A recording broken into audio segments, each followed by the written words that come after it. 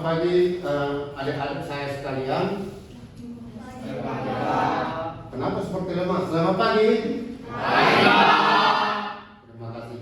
Hari ini kita masuk ke materi kuliah kita, yaitu di dalam ilmu filologi. Ilmu filologi ini adalah ilmu yang mempelajari bagaimana perkembangan manusia di zaman dahulu hingga tahu kita sejarahnya, tahu kita bagaimana masyarakat kita yang ada misalnya di daerah Sumatera Utara, khususnya di dalam masyarakat Batak. Ini akan kita lihat nanti di dalam ilmu filologi ini, bahwa dia merupakan suatu ilmu yang mengkaji kehidupan di masa yang lalu. Maka dapat kita lihat itu dari bentuk-bentuk naskah yang ada di masyarakat Batak. Naskah itu adalah bentuk tertulis yang dibuat di dalam beberapa bentuk. Ada di bentuk yang disebut dengan kulit kayu, ada yang ditulis di tulang, ada yang ditulis di bambu, dan ada yang ditulis di batu.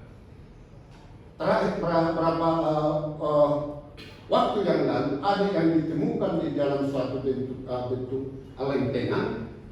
Apakah itu lempengan yang disebut dengan bentuknya adalah tembaga?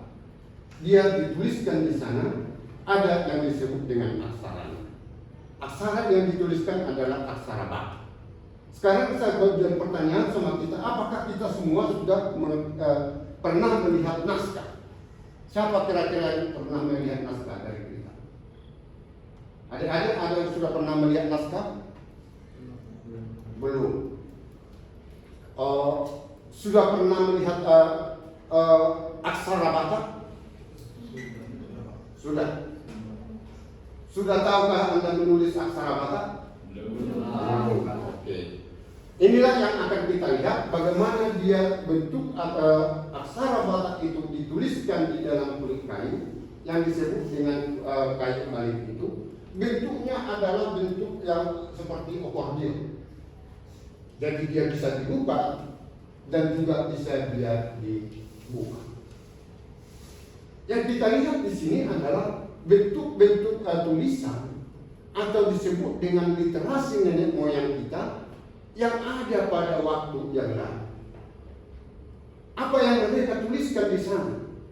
Yang mereka tuliskan di sana adalah bagaimana cara pengobatan, bagaimana teknik perang, bagaimana cara mengobati penyakit, dan bagaimana untuk menaklukkan musuh. Jadi banyak yang harus perlu kita tahu dari sana, yaitu bentuk-bentuk literasi mereka itu yang dituliskan di dalam lak-lak yang tadi. Karena disitulah mereka memberikan kata-kata pemikiran mereka terhadap kita generasi muda. Sebenarnya bentuk itu pertama sekali dipikirkan bahwa mereka itu membuat yang dikatakan tulisan itu hanyalah untuk diri sendiri ataupun untuk keluarga. Tapi sekarang ini naskah itu sudah menjadi bahan yang dikatakanlah bentuknya yang bisa diakses atau yang bisa dibaca oleh umum. Kalau Anda pergi misalnya ke Museum Sumatera Utara, Anda bisa memesan atau melihat di sana naskah Batak yang pernah ada di sini. Bisa Anda baca nanti naskah itu, apa isi dari naskah, sehingga Anda bisa juga mengetahui, oh nenek moyang saya dulu, opung saya dulu itu sudah pintar menulis, sudah pintar membuat obat-obatan, sudah pintar membuat yang dikatakan penakluk musuh, sudah pintar mengobati penyakit yang disebut dengan penyakit gatal, dadam, dan sebagainya. Ini yang menjadi bentuk-bentuk yang kita katakan bentuk-bentuk literasi yang dituangkan di dalam naskah. Naskah apa itu? Yaitu naskah Batak yang disebut dengan lagu.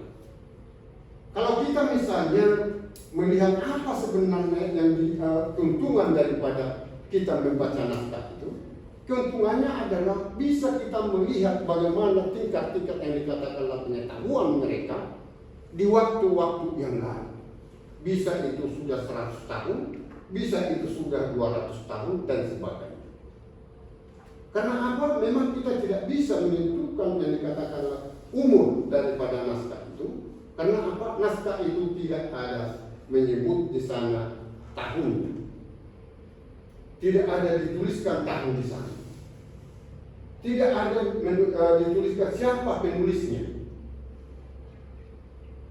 Dengan demikian kita harus melihat bahwa kalau naskah itu adalah naskah misalnya si A, dikeluarkan si A, maka dia adalah naskah opung mereka. Kenapa? Tidak tahu kita tahunnya, tidak tahu kita siapa penulisnya. Jadi kita anggap bahwa pemilik naskah itu, itulah mereka atau nenek moyangnya yang menulis. Kecuali mereka memberitahu sejarah naskah itu diambil atau didapatkan dari orang lain. Ini yang menjadi kajian bagi kita, bahwa di dalam yang dikatakanlah naskah itu banyak yang ilmu yang kita dapat. Ada ilmu yang bagaimana? Ada di sana misalnya ilmu yang bisa mengobati orang yang sakit. Ada juga ilmu bagaimana cara menaklukkan perempuan. Ada yang disebut dengan parmanson, ada yang disebut dengan dorma itu. Ada ilmu yang menyatakan bagaimana menghadapi katakanlah musuh atau raja, bagaimana menaklukkannya di dalam berbicara. Inilah yang banyak di dalam nilai-nilai yang ada di dalam naskah.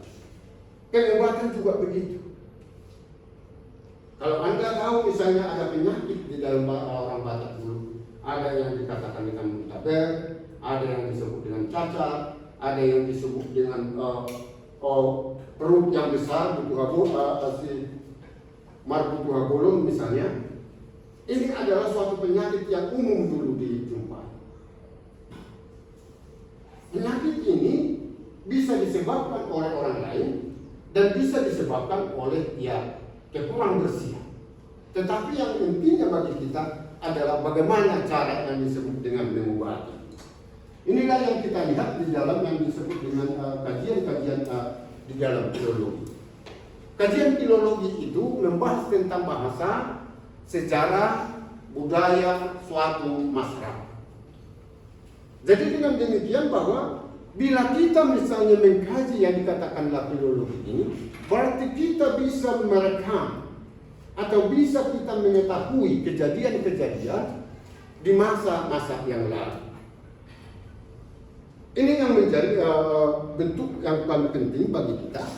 Bagaimana kita mengerti tentang mereka yang ada di zaman dahulu, padahal itu tidak lagi kita ketahui. Karena kita sudah hidup di zaman yang dikatakanlah zaman yang enak ini, di zaman modernisasi ini.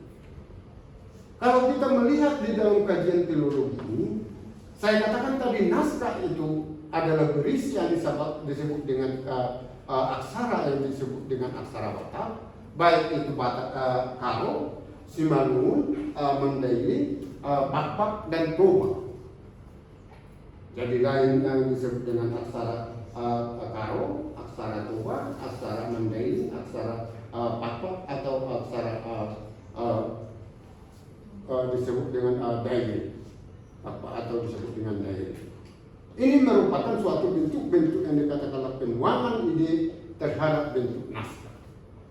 Persoalannya sekarang adalah naskah yang sekarang yang kita jumpai sekarang ini sudah merupakan naskah yang tua. Naskah yang tua ini berarti dia sudah mempunyai yang disebut dengan kerusakan. Ada yang rusak, ada yang hilang, ada yang terhapus, ada yang dimakan oleh rayap. Ini yang terjadi yang kita lihat di dalam naskah ini. Jadi di dalam kajian filologi itu bisa kita revitalisasi atau bisa kita perbaiki. Di kajian filologi inilah bisa kita mengerti apa sebenarnya yang dituliskan atau yang diberikan oleh nenek moyang kita terhadap kita. Bisa jadi kata-katanya sudah hilang sebagian. Bisa jadi aksara itu yang bentuknya adalah silaba itu, satu silaba atau dua silaba itu sudah hilang. Ini yang harus kita lengkapi. Supaya apa? Supaya dia nanti menjadi bentuk naskah yang katakan naskah yang lengkap. Dengan cara apa kita bisa memperbaikinya? Dengan cara apa kita bisa membuat itu menjadi hal yang bagus? Yaitu dengan bentuk-bentuk yang dilakukan oleh seorang filolog. Ilmunya adalah filologi, pelakunya atau orangnya adalah filolog. Jadi dia harus bisa menjelaskan naskah itu dengan sempurna terhadap yang dikatakanlah orang-orang sekarang ini. Kenapa? Banyak yang harus kita dapatkan dari sana. Seperti yang saya katakan tadi, ada yang disebut dengan pengobatan, teknik berperang, ada yang disebut dengan dogma dan lain sebagainya.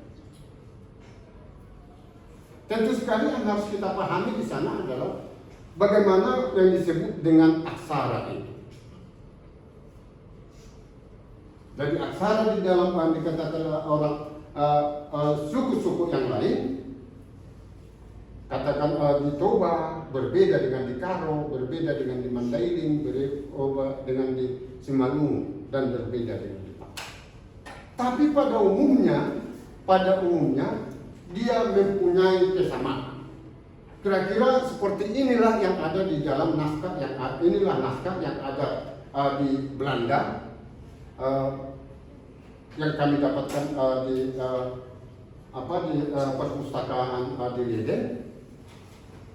Naskah ini merupakan naskah lama yang sudah ada yang disebut dengan kerusakan-kerusakan. Kerusakan karena umurnya, kerusakan karena ada rayap, kerusakan karena ada suhu yang kurang bagus. Tapi kalau kami jumpai di Belanda, itu rata-rata bagus. Kenapa? Karena memang sudah diatur.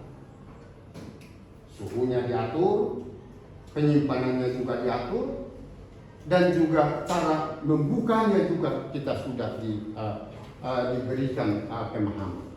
Jadi membuka lak-lak itu yang ada di perpustakaan Leiden itu tidak bisa menggunakan tangan seperti ini, seperti kita membalikkan kertas seperti ini. Tidak bisa kita membukanya seperti ini. Kan dia merupakan seperti ini dia naskahnya. Jadi naskah ini dibungkus dengan karton, dibuat di suhu yang bagus, yang membuat naskah ini tidak harus. Kalau kita sudah pesan, baru diantarkan kepada kita. Jadi kita tidak bisa raknya itu mengambil sendiri kita. Mereka menjaganya. Dan cara membukanya pun tidak bisa sembarangan seperti ini. Ada caranya. Caranya adalah diberikannya kepada kita bantal. Di atas bantal itulah kita buka. Di atas bantal itu kita buka. Supaya apa? Supaya jangan ada yang lecet. Dan tidak bisa kita buka satu tangan begini. Tapi kita gunakan dengan dua tangan. Jadi membukanya harus dua tangan seperti ini. Supaya apa? Supaya tidak mempunyai kerusakan di celah-celahnya ini. Kan? Dan dia, saya katakan tadi adalah bentuknya adalah kulit kayu alim. Dia tidak bisa kita tekan dengan tangan kita. Kita pakai sarung tangan atau kita pakai rantai. Ibaratnya ini rantai. Ini dibungkus dengan kain yang lembut. Inilah yang bisa kita letakkan di naskah ini. Sehingga keringat dari tangan kita itu tidak melukai atau membuat cedera naskah ini. Karena kita tahu bahwa di dalam naskah ini tinta yang digunakan adalah sisa-sisa bakaran daripada agama. Jadi bisa dia terbuka apabila dia ketemu dengan yang berminyak atau keringat kita. Jadi pembuatannya adalah sangat, yang dikatakanlah sangat penjagaannya sangat baik, sehingga naskah-naskah yang ada di sini bisa kita katakan adalah naskah yang terawat. Tulisan yang ada pun di naskah itu dia menjadi tulisan yang bagus dan tidak mengalami yang dikatakanlah kerusakan. Jadi di sana kita melihat bahwa bentuk-bentuk naskah itu, naskah ini, dia tidak mengalami yang disebut dengan kerusakan. Yang pertama kita lihat bahwa media penulisan daripada naskah itu yang pertama sekali adalah di kertas, yang kedua ada di daun, yang ketiga ada di bambu. Bambu yang apa disebutnya? Kalau ada orang kampung seperti saya ini, pasti dia tahu yang disebut dengan bulu surat. Siapa yang tahu bulu surat itu? Bulu poso misalnya di sana. Bambu yang yang bisa diukir dia. Bukan bambu yang yang berduri itu, bukan. Bulu poso dia atau bulu surat. Itu adalah bambu yang bisa ditulis dia di sana. Bisa diukir dia. Jadi kulitnya itu dia bisa diukir atau ditoreh sesuai dengan aksara yang ada. Ada juga di tulang. Tulang ini, di dalam tulang ini bukan tulang orang Batak. Jangan pula nanti kamu panggil tulang muka tulis di punggungnya itu.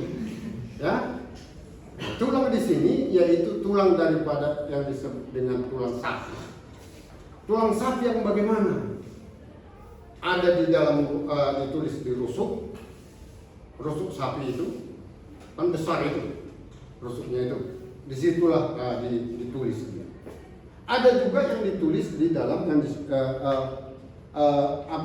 paha, tulang paha itu. Kan tulang paha itu agak lebar dia. Ada satu jengkal itu kalau misalnya lembu atau kerbau.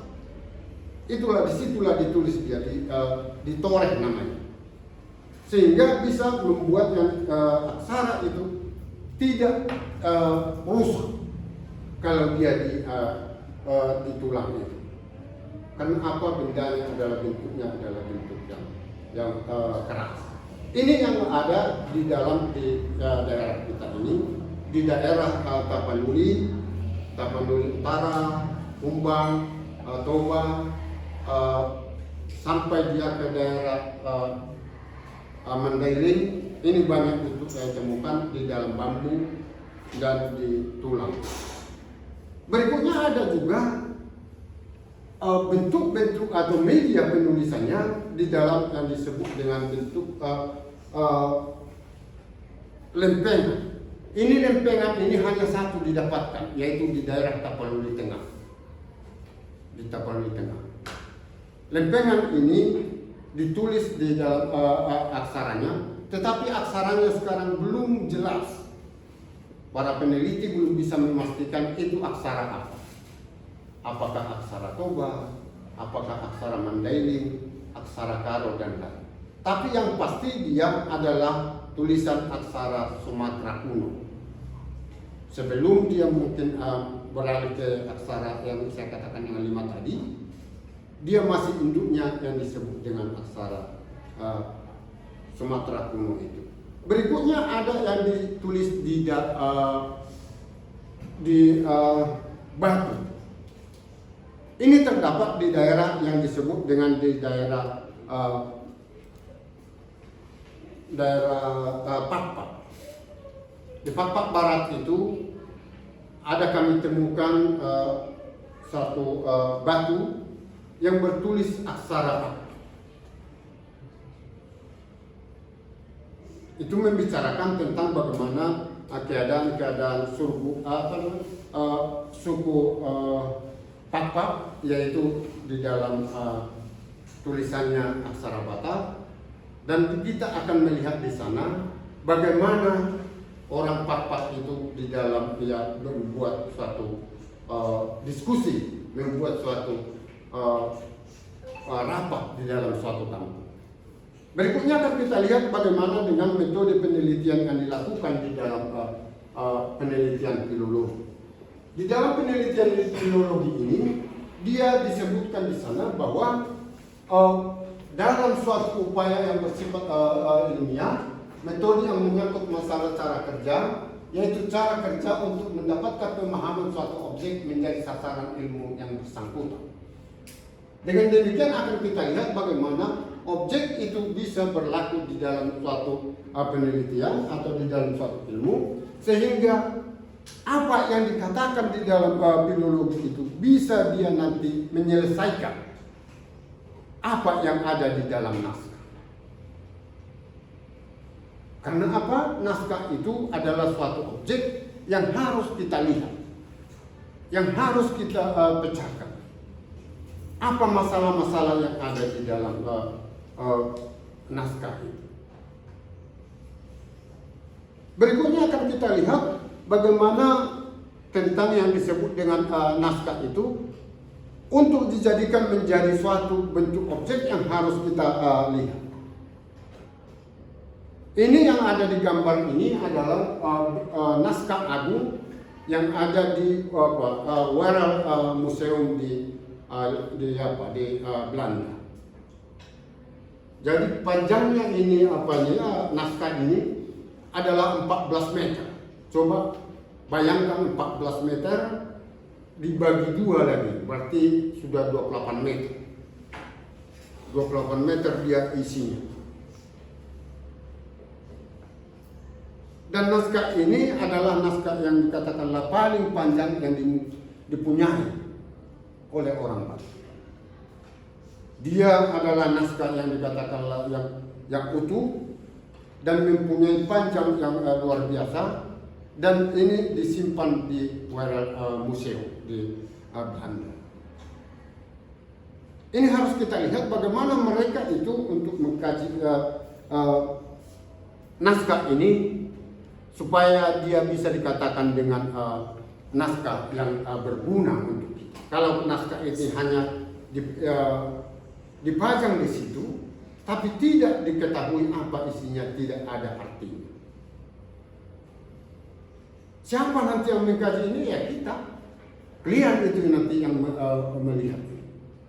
Kalian nanti yang menjadi orang yang membaca ini atau meneliti ini di waktu yang akan datang. Di sini akan kita lihat bagaimana teknik yang dikatakan teknik penelitian filologi. Teknik ini berasal dari bahasa Yunani yang disebut dengan teknikos, yaitu yang disebut dengan alat atau seni menggunakan alat di dalam penelitian. Jadi dengan demikian bahwa bentuk-bentuk penguasaan daripada teknik itu dapat merupakan bentuk yang harus kita lakukan di dalam penelitian bentuk filologi. Ini yang harus kita lihat. Bentuk-bentuk naskah nanti di sana yang harus kita teliti bagaimana naskah itu menjadi naskah yang baik. Jadi ada suatu naskah harus kita teliti dia di sana, bagaimana metode yang harus kita lakukan, tekniknya, dan juga bagaimana cara untuk menyempurnakan naskah itu.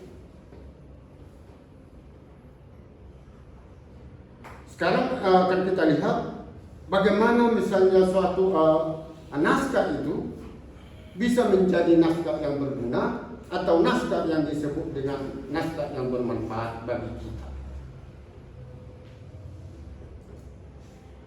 Kira-kira menurut kalian apa manfaat praktis daripada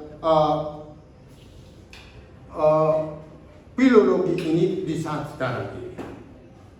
Siapa kira-kira yang bisa memberikan masukan? Apa manfaat daripada mempelajari filologi ini di saat sekarang ini?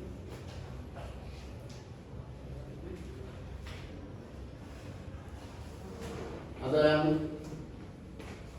yang bisa menjelaskannya?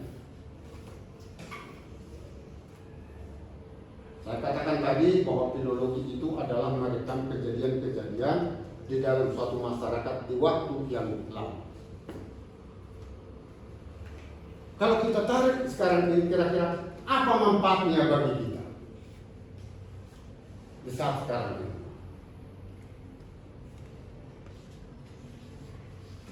Ada yang apa? Yang mau kasih pendapatnya? Nggak usah takut-takut. Kalau salah kita perbaiki.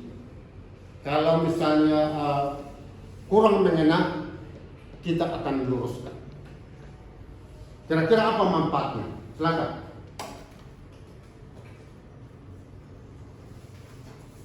Apa manfaatnya di saat sekarang ini?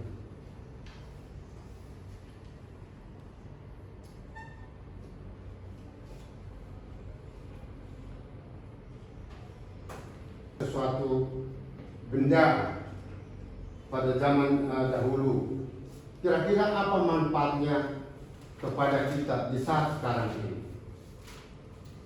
Ada pengetahuan yang dulu yang digunakan oleh nenek moyang kita, apa manfaatnya kepada kita saat ini?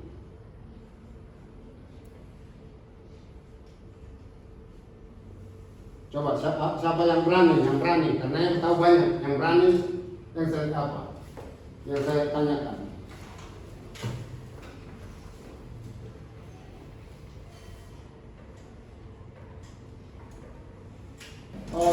Siapa yang sudah pernah melihat naskah itu seperti yang saya katakan, saya buat hari ini? Ada yang tahu? Ada yang pernah melihat? Ya. Silakan. Apa kira-kira yang Anda lihat dari sana? Tulisan Batak. Sudah pernah kalian baca? Bisa baca? Tidak bisa. Dari lak-lak ya. Oke. Akan kita lihat bagaimana itu lak-lak itu merupakan suatu benda yang dari nenek moyang kita yang yang sampai sekarang ini kita masih kaji. Jadi di dalam kajian yang dikatakan filologi itu, apabila suatu kata itu hilang di dalam suatu naskah, di saat kita mentransliterasikannya, maka kata itu di sana atau aksara itu yang hilang itu harus bisa kita tahu. Aksara itu harus kita tahu, yaitu karena apa? Karena kata-kata itu adalah berasal dari bahasa tertentu. Maka kita harus meraba misalnya kata mangan misalnya, kalau dia hanyangan, kita harus tahu kata apa di depannya yang cocok. Nangan tidak ada, yang ada adalah mangan dan tangan. Hanya dua. Tangan dan mangan ini apakah cocok dengan kata sebelumnya? Kalau dia cocok misalnya kata tangan dengan kata sesudahnya atau kata sebelumnya, berarti itu adalah ta yang hilang. Kalau yang cocoknya adalah ma, maka kita buat adalah bentuknya. Yang hilang itu adalah ma. Dan itu kita jelaskan nanti di dalam kajian kita, di dalam kajian yang disebut dengan filologi. Berikutnya akan kita lihat bagaimana kajian filologi ini harus menjadi katakanlah kajian tentang naskah yang harus kita pahami. Ada yang kata aksaranya yang hilang, ada juga yang poin. Tadi satu aksara silaba yang hilang, ada juga silaba kata-katanya disetuju yang hilang. Maka kita akan ukur berapa panjangnya satu aksara itu rata-rata, maka kita bagilah dengan yang hilang itu. Kalau misalnya 2 cm satu aksara, sedangkan yang hilang ada 14, berarti kita bagi 14 dibagi 2, ada 7 misalnya aksara yang hilang. Aksara yang hilang yang 7 inilah yang bisa kita harus dapatkan apa kira-kira yang tertulis di dalamnya. Supaya apa? Supaya lengkap naskah itu naskah yang rusak dan lain. Dengan demikian kita harus mengerti bagaimana kata yang dikatakan di dalam bahasa yang ditulis, aksara yang ditulis, dan juga bentuk-bentuk apa yang ditulis di sana. Apakah bentuk mengenai pengobatan, apakah mengenai perang, dan yang lain sebagainya. Sehingga itu mempermudah kita nanti di dalam membuat kajian terhadap naskah yang ada. Sampai di sini kira-kira ada pertanyaan? Ya. Sebelumnya perkenalkan, nama saya Noel Kalamata Angin. Saya dari Prodi Sastra Batak, Stambul 25. Saya ingin bertanya Pak, bagaimana naskah kuno Batak yang ada di masyarakat hingga saat ini? Ya, itu ada pertanyaannya. Pak, kemudian ada lagi Pak, naskah Batak yang ditulis terdapat pada media apa saja? Oh, iya. Baik, pertama sekali naskah yang ada di dalam masyarakat itu sekarang ini kalau dia tidak diberikan terhadap museum, naskah yang ada di masyarakat itu pada hakikatnya sudah mengalami kerusakan. Kami sudah pergi ke daerah Toba, ke Humbang, baru-baru ini di Humbang, dan juga di Papak Barat. Dia penyimpanannya tidak bagus. Dia dibuat di atas yang dikatakanlah plafon atau di atas para-para. Tahu para-para kan? Perapian. Ya. Jadi semakin lama semakin kering dia. Mereka berpikir bahwa kalau dibuat di tempat yang dikatakanlah ada asap, maka tidak akan dimakan raya. Memang tidak dimakan raya, tetapi dia dimakan oleh panas dan asap itu sehingga dia seperti kerupuk. Maka dia mengalami yang dikatakanlah kerusakan. Dengan demikian kita harapkan bahwa naskah yang ada di masyarakat itu harus dia diberikan terhadap pemerintah atau ke museum dengan dikatakanlah keterangan naskah ini dari keluarga si Anu, dari si A, dan bisa diminta sesaat apabila mereka inginkan. Dia hanya penyimpanan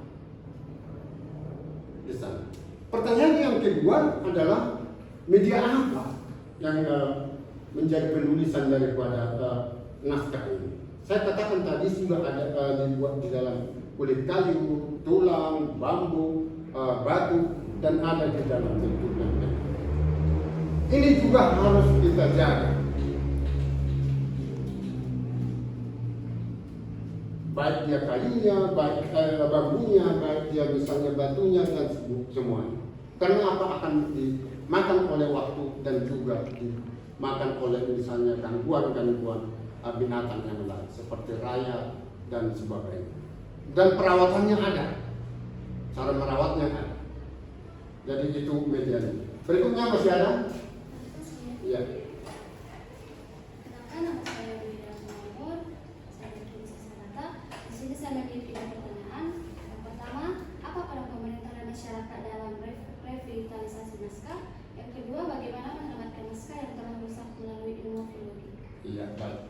Pertanyaannya adalah bagus. Apa peran pemerintah di dalam penyelamatan naskah itu?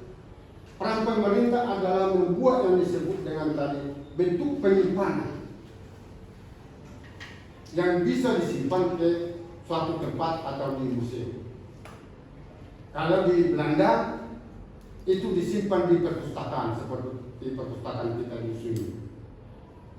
Di Wadah Museum itu punya pemerintah.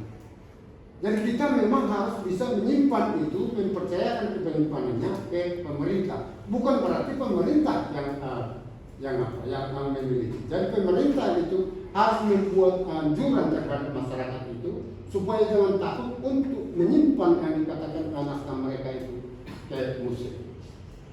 Dalam arti bila dipentingkan oleh keluarganya, bisa diambil dari situ. Setelah diambil dikembalikan.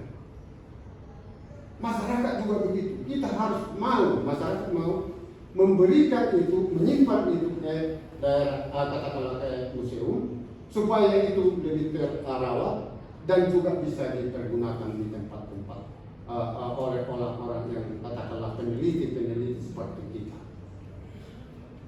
Kalau itu hanya dibungkus di dalam kain, diletakkan di situ, tentu itu tidak akan bisa menjadi sesuatu yang dikatakanlah hal yang berguna. Dia berguna apabila dia sudah dibaca, sudah dikaji, dan sudah tahu apa di sini. Baik, tugas kalian untuk minggu depan, yaitu yang pertama, jelaskan mengapa harus melakukan penyelamatan naskah. Kenapa harus ada penyelamatan naskah? Yang kedua, tugasnya adalah jelaskan naskah seperti apa yang perlu diselamatkan. Jadi naskah-naskah yang bagaimana yang perlu diselamatkan. Yang ketiga, tugasnya adalah jelaskan jika Anda mendapatkan sebuah naskah, langkah apa yang Anda lakukan. Apakah setelah Anda mendapatkan naskah, misalnya melihat naskah orang, maka naskah itu yang apakan ini? Apakah yang disimpan, sembunyikan, atau bagaimana? Ditinjau dari revitalisasi naskah. Oke, sampai di situ pertemuan kita hari ini. Pertemuan kita selanjutnya kita jumpa minggu depan.